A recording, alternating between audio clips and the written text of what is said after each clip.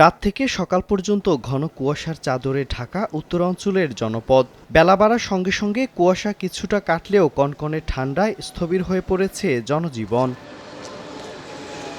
তীব্র শীতে সবচেয়ে বেশি বিপাকে পড়েছেন ছিন্নমূল ও নিম্ন আয়ের মানুষ। অনেকেই খড়কুটো জ্বালিয়ে শীত নিবারণের চেষ্টা করেন। কুয়াশার কারণে আমাদের চলাফেরার জন্য অনেক সমস্যা। যাত্রী একটু কম থাকে, মানে রাস্তাঘাটে ফাঁকা থাকে, খালি খালি যাওয়া লাগে। কুয়াশা, রোদ নাই, ঠান্ডা শিশিরি বাতাস। হাত পা খিচি ধরে, ঠান্ডা, প্রচুর ঠান্ডা, যাত্রী উঠতে চায় না রিকশায়। উত্তরের জনপদ ঠাকুরগাঁওয়ে কনকনে শীতে জুবুথুবু জনজীবন। ঘন কুয়াশার কারণে দিনের বেলাতেও সড়কে হেডলাইট জ্বালিয়ে চলাচল করছে যানবাহন। বেলা গড়ালেও মিলছে না সূর্যের উষ্ণতা, ফলে বাড়ছে শীতজনিত ভোগান্তি। গরিব দুঃখী মানুষের না খুবই মনে করেন ঠান্ডায় কাতর হয়ে যাচ্ছে।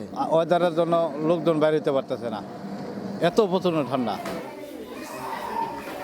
গত কয়েকদিনে চাঁপাইনবাবগঞ্জে শীতের তীব্রতায় বেড়েছে ঠান্ডাজনিত রোগের প্রকোপ। শিশু বয়স্করাই আক্রান্ত হচ্ছেন বেশি। সর্দি, কাশি, জ্বর, শ্বাসকষ্ট ও নিউমোনিয়া সহ বিভিন্ন শীতকালীন রোগে আক্রান্ত হয়ে অনেকেই চিকিৎসা নিতে হাসপাতালে ভর্তি হচ্ছেন।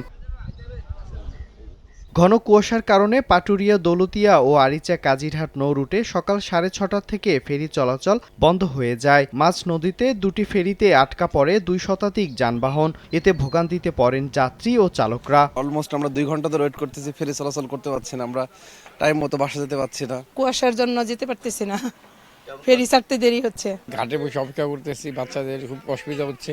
আবহাওয়া অফিস জানিয়েছে আগামী কয়েকদিন উত্তরাঞ্চলে শীতের তীব্রতা আরও বাড়তে পারে।